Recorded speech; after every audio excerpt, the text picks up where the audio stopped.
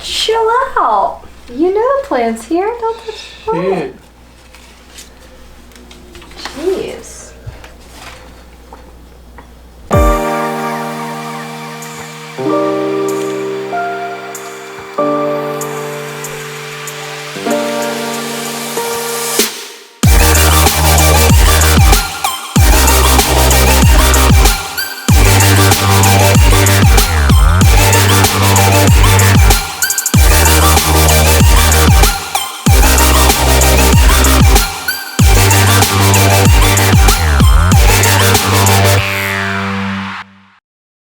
What's up guys, it's Kevin from Matters on the Map, and today we have a special guest appearance.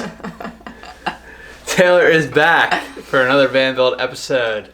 Only took, when was your last appearance? Insulation. Insulation? Which was episode 6 maybe? What episode are we on? 16. Only 10 without me. So today we're covering the furring strips, which is kind of part 1 of building the walls of our van. Hope you enjoy it. Let's get into it. What's going on guys? So today I'm working on the furring strips for the walls. That's going to support the side paneling that we do for both sides of the wall. We might be using shiplap. Taylor will determine that one. So what I'm doing right now is using my hands to find the beam, or I guess the rib of the van that I could actually drill into, and outlining it with a red Sharpie marker so it's easily visible, and then just finding it all the way around. And then I'm going to use a 1x8, I think it's a 1x8 piece of poplar for the fairing strips that are going to go around the windows, and then I want to use 1x3s for the rest of the fairing strips along the walls. And then I started with the window section, and this is 1x8 poplar, and I am just using 1.5 inch screws that are stainless steel to drill it in, and then I'm putting it up here, and here's what it looks like on the other side. So again, using 1x8s poplar going around the frame here, and then for here I'm not going to be able to stick it into the frame, and this is too hollow, so I'm just going to get poplar strips like this and then just attach it to this piece of wood and this piece of wood, and I'll do another one right over here. So coming together, I just broke 2 drill bits, so now I have to go run to Home Depot, Lowe's, Harbor Freight or something to get more, because without the drill bits I cannot drill into the van. So if you're planning to do fairing strips, get a lot of drill bits so you're prepared. They will break. If you can see here, I put pilot holes, or pocket holes I mean, but I just kind of did it myself instead of getting the pocket hole jig, but I will use that for the cabinets. I will have to go over this one again, get that a little deeper. All right, ladies and gentlemen, we have the wife back in action. It's been a while since she's partaken in any van build activities, but she is here. Don't get used to it. Don't get used to it.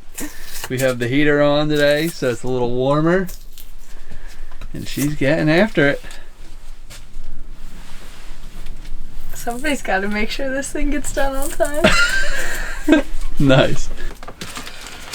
Alright guys, so this wraps up the finished product of installing the fairing strips into the walls or the frame of our van. So again, we used poplar strips, which are I think 1x3, and they're about 3/4 inches thick.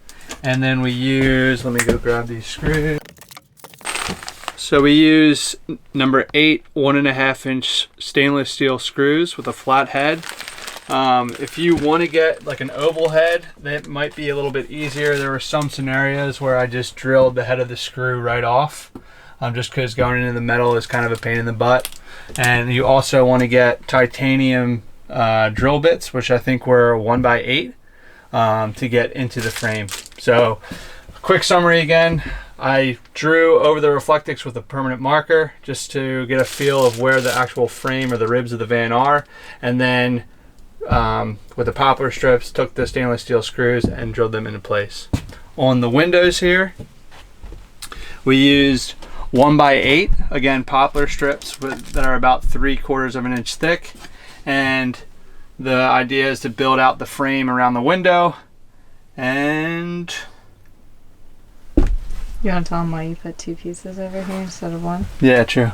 So over here, I would have needed like a 1x12. I don't even know if they make it to be able to screw into the frame. So I just drilled a piece of 1x3 poplar strip into the 1x8 on both sides, just drilling a pilot hole straight through on an angle to secure it into place, and this isn't going anywhere. So then I can put the shiplap right here to here, and it doesn't really need to be too strong to support shiplap, so this should be plenty.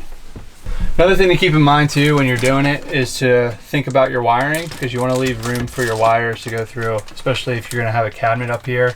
That's, you know, you want to have some space to run your wires.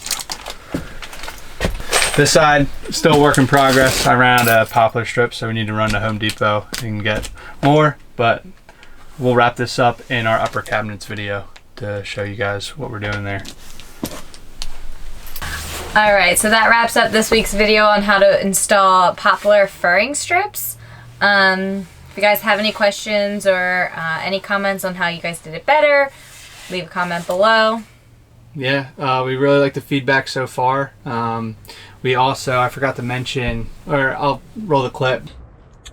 All right guys, so I'm out here with my dad, who just helped me out running the new marine grade 110 volt wire, which we just replaced our, I think it was 12-2 Romex wire. I think one viewer, Mardi Gras, gave us the tip not to use Romex solid core wire, which we appreciate. So like I said in the comment, I replaced this with marine grade stranded wire here, so 12-3, and this is what it looks like here.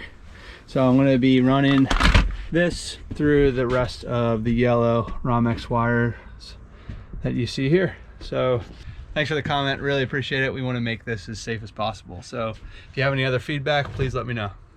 But we swapped out the Romex wire for the marine grade stranded, just from some of the feedback that you guys give us in the YouTube videos. So really appreciate it. And if you like this van build episode or want to follow along with our van build, please hit that thumbs up button and subscribe to our channel. All right, we'll see you guys next time, which will probably be installing the upper cabinet. So stay tuned. Thanks so much for watching.